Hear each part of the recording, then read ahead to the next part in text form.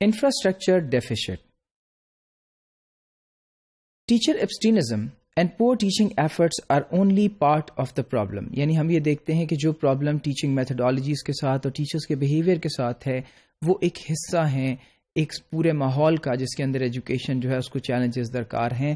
لیکن an acute infrastructure deficit must also be taken into consideration when talking about poor quality of teaching in government schools in the province. اور پھر ہمیں اس چیز کا بھی خیال رکھنا ہے کہ جو انفراسٹرکچر ہے جو ہمارے پاس لاجسٹکس جو ہیں وہ بہت پور ہیں جس کا ایک بہت بڑا امپیکٹ جو ہے وہ ٹیچنگ میتھڈالوجیز اور لرننگ آؤٹ کمس کے اوپر ہوتا ہے.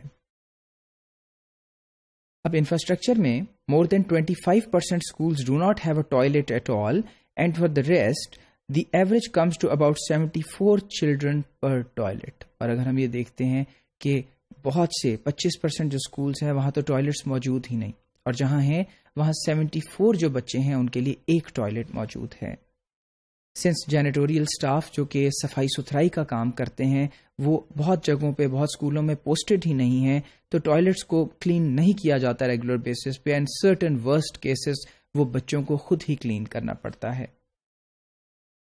40% of the schools do not have desks, so students sit on floor or mats. اور 40% جو اسکولس ہیں ان کے پاس ڈیسک یا بیٹھنے کی جگہ نہیں ہے تو بچوں کو زمین پر ہی گزارا کرنا پڑتا ہے. اور پھر 1/3 جو اسکولس ہیں ان میں بجلی مہیا ہی نہیں اور جو 56% اسکولس ہیں وہاں پنکھے موجود نہیں ہیں. کانسیکوینٹلی جو اسٹوڈنٹس ہیں اور ٹیچرز ہیں ان کو پنکھوں کے بغیر یعنی فینس کے بغیر ہی گزارا کرنا پڑتا ہے اس ٹیمپریچر میں جو کہ 45 ڈگری سے بھی ایکسیڈ کر جاتا ہے پنجاب کے صوبے کے اندر.